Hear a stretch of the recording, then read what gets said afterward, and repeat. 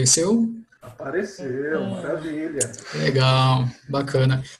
Então, a Letícia ela vai iniciar a apresentação. Em determinado ponto, eu continuo a apresentação. E, claro, faremos alguns comentários em conjunto. Então, Letícia, é com você. Fica à vontade. Ok, pessoal. Obrigada, Dr. João Vitor. Foi muito legal fazer esse trabalho com o Dr. João Vitor. Ele é uma pessoa que está super antenada, então foi super tranquilo poder preparar esse material para vocês hoje. Hoje nós falaremos sobre o direito ao esquecimento. Nós fizemos uma... Está desligado o quê? Não, desculpa, não. Então, pessoal, nós hoje falaremos sobre o direito ao esquecimento, eu e o Dr. João Vitor. Nós preparamos uma agenda para abordar alguns pontos. O que é o direito ao esquecimento, o esquecimento no direito comparado, o esquecimento no direito brasileiro, liberdade comunicativa, as decisões do STJ sobre o direito ao esquecimento, os dilemas e vamos abrir as perguntas. Como nós temos um tempo reduzido, então nós tentamos ser o mais sucinto possível e passar a maior quantidade de informações para vocês, tá? Letícia, então, o que é o direito ao esquecimento? O direito ao esquecimento é a possibilidade do ser humano autorizar ou não exposição pública de informações suas mediante vinculação de um fato que foi vivenciado por ele dentro da sua vida, mesmo verídico ou não, como forma de evitar transtornos e sofrimentos. Algumas pessoas acham que o direito ao esquecimento são só, por exemplo, fake news que foram veiculadas em relação à pessoa. As pessoas às vezes confundem um pouco, e é bom ressaltar que o direito ao esquecimento é tanto para fatos verídicos quanto aos fatos inverídicos. Então, o que o direito ao esquecimento traz? Ele traz uma possibilidade da pessoa natural, da pessoa ter assegurada a sua defesa do seu íntimo, frente a uma informação que foi publicada que não tem interesse público. Ah, tá, Letícia. Então, alguma informação, por exemplo, da minha vida. Uma informação da minha vida, Letícia, não interessa para ninguém, a não ser que seja eu. Mas uma informação de alguém que tem um saber notório ou foi alguma coisa que foi vinculada na mídia, se houver um interesse público, aí isso tem que ser pensado de outra maneira.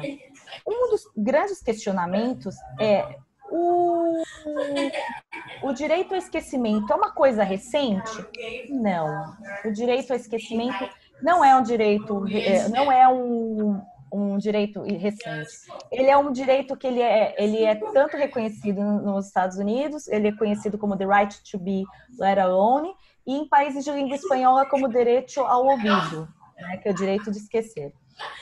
Inclusive, há muito tempo, o tema já é discutido na Europa e nos Estados Unidos.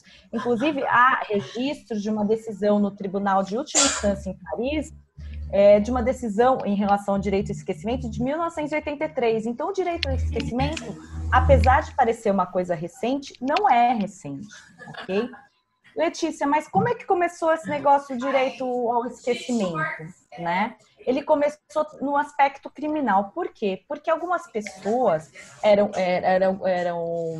respondiam processo, eram presas, cumpriam tudo o que precisavam em relação ao seu débito com a justiça, e depois aquilo ficava constando no nome da pessoa. Então, o direito ao esquecimento, ele iniciou com o aspecto criminal, para quê? Para resguardar, para recuperar a pessoa humana, a dignidade humana, para que essa pessoa fosse reinserida na sociedade novamente.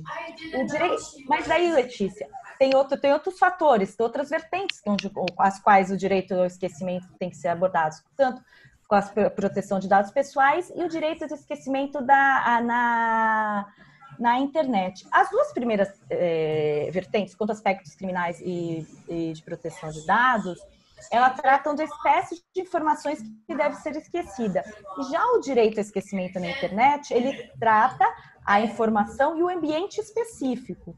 Por quê? Porque muita gente acha que a internet é uma terra de ninguém. E não é. A internet não é uma terra de ninguém, né? A internet existe, mas você tem que ter resguardado o seu direito de você não ter uma informação sua que você não queira na internet. E por que, Letícia? As pessoas falam, por que está tão em pauta o direito ao esquecimento? Por que está tão em destaque, né? Em razão da internet, é fato. Hoje, a internet é uma coisa gigantesca. Ninguém consegue, um dado que você publicar hoje, você não consegue mensurar até onde chegou esse dado na internet. Então, a internet eterniza notícias e informações. Então, com poucos cliques, você pode ver o que aconteceu há 10, 15, 20 anos. Inclusive, notícias que não existiam na internet, algumas pessoas inserem na internet, como de algumas atrizes, algumas, por exemplo, algumas atrizes que não querem mais estar na mídia. Por exemplo, a atriz Ana Paula Arósio, ela saiu da mídia. Ah, mas eu sou fã, eu tenho o direito de saber da vida dela. Não, você não tem o direito de saber da vida dela. Se em algum momento, algum programa de TV fizer uma matéria sobre ela, veicular coisas antigas e tentar veicular outras coisas dela, ela pode requerer esse direito ao esquecimento, porque é uma informação dela. E lembra que ele não tem relevância para a sociedade? Não tem relevância para a sociedade o que ela fez na carreira dela. Ok? Inclusive, nós trouxemos alguns casos em relação ao direito do esquecimento no direito comparado. Um dos casos que nós estamos trazendo agora é em relação a um caso que aconteceu na Alemanha. Em 1969, na cidade de Lebach, 5 soldados faziam a guarda de um depósito. E eles foram atacados enquanto eles dormiam. 4 desses soldados faleceram e um ficou ferido. E esse fato despertou a atenção da mídia. Daí o programa de TV, anos depois, em 72, resolveu fazer um documentário sobre o que aconteceu. E citou expressamente o nome de uma das pessoas que foi condenada. Houve a condenação das pessoas investigadas e um desses partícipes teve o nome expressamente referenciado nesse documentário. E o que aconteceu? Essa pessoa que estava cumprindo pena, ela estava participando estava mudando de progressão de regime prisional. E o que aconteceu? A veiculação desse documentário causou um impacto no processo dele e complicou o seu andamento processual. Então, o que aconteceu? Essa pessoa entrou em juízo e foi concedido o direito ao esquecimento porque ele não queria que veiculasse, porque isso prejudicou e muito a vida dele. Ok? E outro caso que aconteceu foi na Espanha, entre o Mário Corterra e o Google Espanha. O que aconteceu? Em 1998, o Mário ele devia impostos e teve um apartamento levado à asta pública. O que aconteceu? Foram pagos os impostos, sem a necessidade de venda do imóvel, mas aquilo perdurava na internet. Aquela informação sobre que ele devia que o imóvel perdurava na internet. E essa veiculação dessa informação trouxe muitos prejuízos para ele. O que ele fez? O que normalmente as pessoas fazem, entra administrativamente com a Google e pediu para que o Google tirasse essa informação dele da internet, porque estava causando dano para ele. O Google falou que não. Daí, o que o Mário fez? Ele fez um pedido na Agência de Proteção de Dados da Espanha, pedindo que o Google removesse, e o Google foi determinado que o Google removesse. O Google, para variar, essas empresas de internet, de dados, tudo, eles não deixam as coisas quietas, né? Então, o que ele fez? O Google recorreu ao Tribunal de Justiça da União Europeia. E o que aconteceu? O tribunal, ele reconheceu o direito ao esquecimento, pois já havia passado 16 anos, porque essa decisão é de 2014, já haviam passado 16 anos, e o tribunal, acho que é 26 anos, acho que eu digitei errado aqui. O tribunal imputou ao Google o dever de analisar individualmente cada caso de pedido dos usuários para remover o conteúdo, ou se há interesse público. E no direito brasileiro, Letícia, existe o direito ao esquecimento no direito brasileiro? Existe. E no direito brasileiro ainda caminha, né? Então, normalmente utiliza-se o Marco Civil da Internet para remover conteúdos ilícitos, né? Mas existe no ordenamento jurídico a proteção à pessoa em relação ao direito ao esquecimento. Por quê? Porque na Constituição Federal, no artigo 5º, inciso 10, é garantido o direito à vida privada, à privacidade, à intimidade e à honra. E também no artigo 21 do Código Civil. Alguns autores afirmam que o direito ao esquecimento pode ser correlacionado também à dignidade da pessoa humana, conforme o artigo 1º do inciso 3 da Constituição Federal. E eu concordo com isso, ok? E o que aconteceu? O direito ao esquecimento, ele foi tema de uma reunião em março de 2013, houve a 6ª Jornada de Direito Civil do Conselho da Justiça Federal. E nesse evento foi declarado o enunciado 531. O que diz esse enunciado 531? A tutela da dignidade da pessoa humana na sociedade da informação inclui o direito ao esquecimento. Apesar desse enunciado não ter força de lei, ele traz força para nós, advogados, usarmos como fonte para defesa de argumentação, ok? O que mais que nós podemos falar? Outro ponto que nós trouxemos também é em relação ao direito ao esquecimento na LGPD, ok? O direito ao esquecimento na LGPD, gente, está funcionando? Eu não tô... Tá funcionando? Tá tudo certo? Ah, tá. O direito ao esquecimento na LGPD, ele, no seu artigo 18, a Lei Geral de Proteção de Dados, em um dos seus incisos, ela prevê a eliminação dos dados pessoais tratados com consentimento do titular. Então, a LGPD trouxe o direito do esquecimento expressamente no seu corpo de lei, ok? E que casos que não podem? Você pode pedir para que seus dados sejam excluídos, mas existem casos excepcionais que a lei não precisa ser atendida, que você não precisa, mesmo que você peça,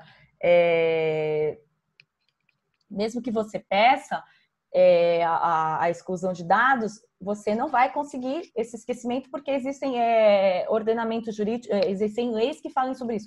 Por exemplo, o registro médico tem um prazo para você pedir essa exclusão. Então, tem várias opções. E há casos em que a lei não precisa ser atendida, né? Que é o cumprimento de obrigação legal, ou regulatória pelo controlador, estudo de órgão de pesquisa, uso exclusivo de controlador. Então, a LGPD, ela traz no seu corpo de lei essa proteção em relação à proteção ao direito do esquecimento. Ah, mas Letícia, isso já está valendo no Brasil? Ainda não. Tem algum caso no Brasil? Não, ainda não. Não tem, porque a lei vai começar a vigorar, a gente não sabe ainda quando, né? Estava prevista para 21 de agosto, vai e volta, a gente ainda não sabe quando, né? Então, tá na iminência de nós sabermos quando. E então, a gente não tem nenhum caso da LGPD efetivamente aqui no Brasil, da LGPD sendo utilizada como instrumento para argumentação. Mas existe um caso que foi aplicado da GDPR. Por quê? Porque o Google, uma pessoa entrou contra o Google, tá? No Tribunal de Justiça da União Europeia, pedindo que os dados da pessoa fossem excluídos mundialmente.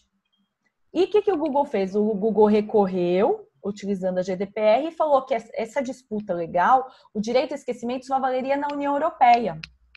E isso, ele conseguiu o reconhecimento disso. Então, essa exclusão dos seus dados do direito ao esquecimento, já existe uma decisão internacional do Tribunal de Justiça da União Europeia, ok? E daí nós caímos num ponto bem sensível sobre o direito ao esquecimento, que é o direito ao esquecimento em relação à liberdade de expressão. Daí nós temos um questionamento para vocês. Pode a liberdade de expressão e o dever de informação causarem danos à honra da imagem de alguém? Por quê? Porque algumas coisas são veiculadas na internet ou são feitos programas de TV, né? Então, tem que ter um cuidado sobre isso, né? Inclusive, um dos casos que nós trazemos aqui foi o caso da linha direta, o caso da Aida Cury. A Aida Cury foi uma mulher que foi abusada sexualmente e morta em 1958 no Rio de Janeiro. A história dela se tornou uma das mais famosas nos noticiários brasileiros e foi apresentada naquele programa Linha Direta que tinha da década de 90. O que acontece? A família ficou sensibilizada com esse programa e entrou na justiça pedindo para indenização por danos morais e materiais à imagem que tinha sido baseada no direito do esquecimento. Mas aí o que aconteceu? A quarta turma do STJ entendeu que não seria devida a indenização, considerando que, nesse caso, o crime em questão foi um fato histórico, de interesse público. Então, lembra que nós falamos de interesse público? Então, nesse caso, não se aplicaria no entendimento do STJ e também o que nós estamos vendo, o direito ao esquecimento, que seria impossível contar a história desse crime sem mencionar o nome da vítima. Então, isso ocorre com os crimes históricos, como, por exemplo, da Dorothy Stang e do Vladimir Herzog, ok?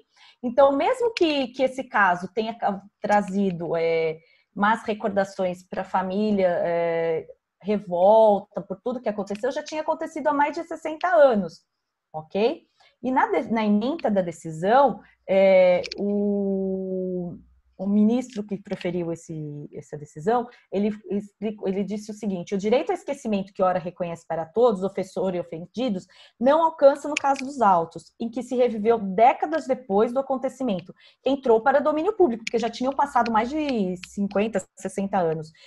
De modo que tornaria impraticável a atividade impressa, da atividade da imprensa para o desiderato de retratar o caso da Aida Cury. Então, tem um ponto bem sensível. Até que ponto a imprensa pode ir e até que ponto ela está atingindo o direito da pessoa, né? No caso, a Aida não estava mais viva e já tinha passado 60 anos. Mas no caso de pessoas que ainda estão vivas, então tem uma série de discussões em relação a isso, no que tange a liberdade de expressão e o direito ao esquecimento. Violet, agora, uma discussão João Vitor, rápida nesse tema. Tem sido discutido muito na Electronic Frontier Foundation, que é um grupo de defesa dos direitos na internet, sobre buracos de informação na Wikipedia graças ao direito do esquecimento. De gente desindexar informações que já eram de domínio público, e isso está circulando na Wikipedia. E assim, está rolando um processo agora muito sério da Wikipedia contra a Google sobre isso. Sim, porque a Google está falando que ela tem que ter o direito de não ser esquecido também. Então, porque tem algumas coisas, por exemplo, que aconteceram há 30, 40 anos que viraram de domínio público. Exato. Você aplicar o direito ao esquecimento, ok. Inclusive, teve um caso da Daniela Pérez, que a ex-esposa, Paula Tomás, ela entrou com o pedido do direito ao esquecimento. E foi concedido, inclusive, causou muita revolta isso, né? Porque foi um crime que todo mundo acompanhou, mas é um crime que aconteceu há mais de 30 anos, né? Mas é complicado. Agora, doutor João Vitor, pode prosseguir, por favor? Claro, todo prazer. Obrigado.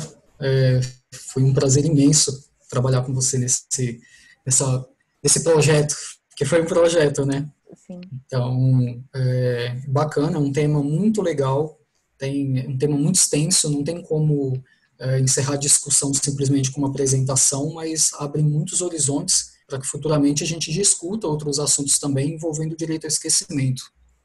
Então, eu vou falar sobre uma questão técnica em relação ao direito do esquecimento na internet, que embora a ideia do direito ao esquecimento ela seja pacífica, evitar que uma informação publicada na internet fique eternamente disponível é muito controverso, porque tem alguns dilemas, né? Além desses dilemas que a Letícia comentou, tem os dilemas técnicos. Por exemplo, é possível decidir ou saber antes do fato que deve ser esquecido? É possível saber se um fato que hoje parece um pouco relevante no futuro, será que ele não pode ser importante para o público? Por exemplo, o processo do Lula, em que ele perdeu o dedo, o processo em si ele foi completamente destruído. Então, houve, de certa forma, um direito ao esquecimento.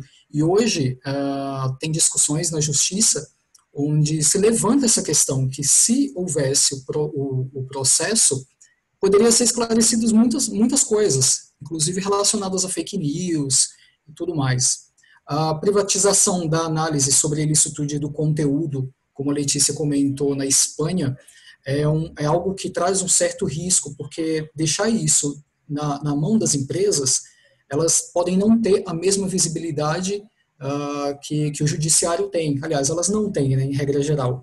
Então, deixar a cargo do Google para que ele decida se aquela informação ela deve ser esquecida ou não, é um risco muito grande. E, lógico, que tipo de informação ela deve ser esquecida? Uma imagem, um vídeo, um texto? Então, é algo muito complexo criar uma definição do que realmente deve ser esquecido. Até porque pessoas famosas, geralmente, quando elas se envolvem em alguma polêmica e elas pedem direito ao esquecimento, elas não querem ser completamente esquecidas da internet. Elas só querem que aquela informação em si seja apagada. Então, aí encontram um dilema técnico em relação à exclusão dessa informação. Como que eu vou excluir uma informação relacionada, por exemplo, à Xuxa? Então, eu tiro o nome Xuxa, se eu tirar o nome Xuxa, ela perde a personalidade dela dentro da internet. Então, todas as notícias relacionadas a ela não serão trazidas a público. João, o ambiente... Sim? Fazendo um adendo sobre isso, existe uma nova forma de negócio na União Europeia sobre o direito de esquecimento, onde as empresas estão pedindo direito de esquecimento para pagar dados que podem impactar as ações delas. Sim. Então essa discussão está super em pauta agora, porque tem empresas prestes a soltar um relatório aos acionistas que entra com pedido, pede liminar para ser apagada a informação que pode afetar esse relatório, esconde essa informação solta o relatório, as ações não sofrem dano por isso, e aí quando eles perdem a ação, porque obviamente acaba perdendo, o impacto já foi desaparecido, já não teve impacto aquela informação. E a partir do momento que uma pessoa copia esses dados, por exemplo, como que você garante que não vai ser republicado? Então é um dilema que, ao meu ver, é muito, muito difícil de solucionar.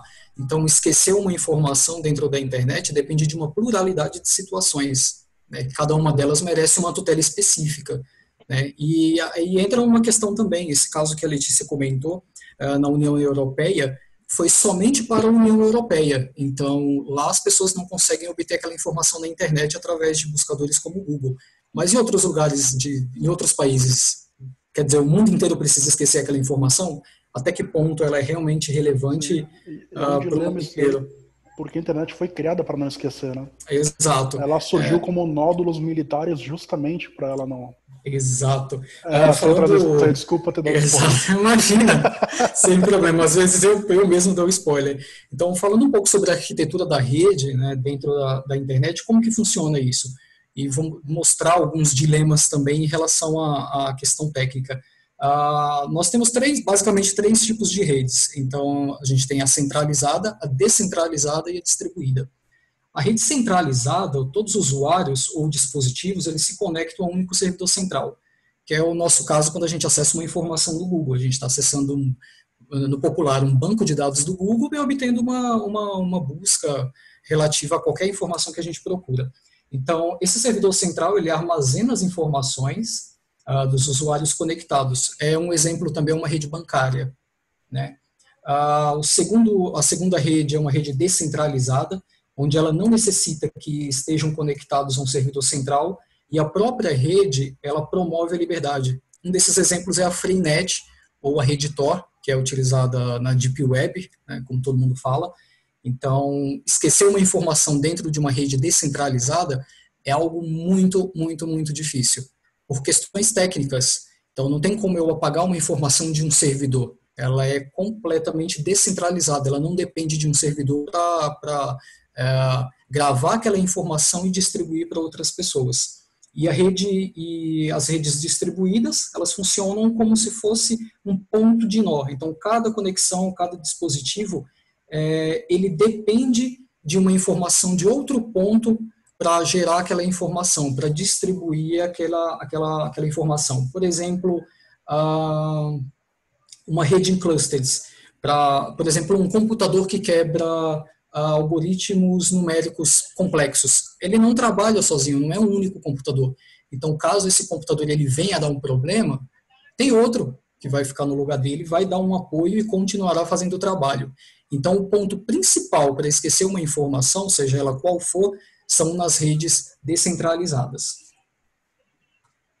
A exemplo disso, eu trouxe alguns buscadores que mostram que a regra na internet é a lembrança, o esquecimento ele vai ser sempre a exceção.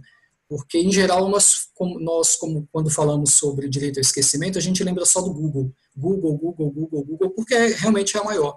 Só que nós temos milhares de outros buscadores, e cada um desses buscadores, eles têm uma indexação diferente. Então, por exemplo, entrar na justiça para pedir que o Google retire uma informação e deixe de indexá-la nas buscas, não resolve o problema. Eu posso simplesmente, no meu browser, mudar o endereço, entrar em algum desses outros buscadores, e ele vai trazer a informação da mesma forma. Então, até que ponto é viável pedir para cada uma dessas empresas tirarem aquela indexação, né? Aquela informação da internet. Então, é algo muito difícil de esquecer. Tem uma outra questão também, um outro dilema, que é em relação a um efeito que foi denominado como o efeito Streisand, ou Streisand, da Barbra Streisand, onde, em determinado momento da carreira dela, ela percebeu que paparazzis tiravam fotografias da casa dela, numa ilha, lá nos Estados Unidos, e ela se incomodou com isso. Então, ela entrou na justiça e pediu para que eles esquecessem a casa dela, para que eles não buscassem informações de como que era feito, quantas piscinas tinham na casa, onde ficava essa ilha e tudo mais. E isso fez com que gerasse um outro problema, porque a partir do momento que ela pediu isso na justiça, outras pessoas que não tinham ciência desse fato, que não acompanhavam, por exemplo, as revistas de celebridade, passaram a buscar. Então o efeito foi contrário, ela quis esquecer aquela informação, no entanto ela trouxe à tona. Então, aqui no Brasil, o caso mais comum é o da Xuxa, em relação a um filme que ela fez nos anos 80, que é O Amor Estranho Amor, onde ela contracena com um menor de idade, e ela foi até a justiça pedir para que a internet esquecesse essa informação.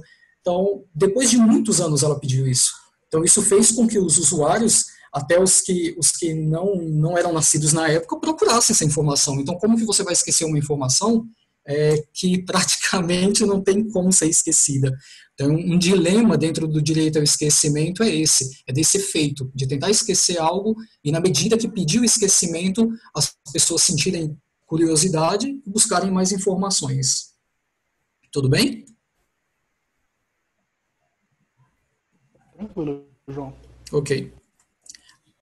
Então, aqui é uma demonstração em relação à rede mundial de computadores. Nós temos a superfície, que são os sites que nós costumamos acessar, como Google, o site da OAB, Instagram, Facebook. Essas são as páginas indexadas, ou seja, o Google ele não armazena essas páginas, ele não põe essas páginas dentro do servidor dele, cada uma delas trabalha em um servidor específico. O Google simplesmente indexa a informação referente àquele endereço para que seja mostrado na busca.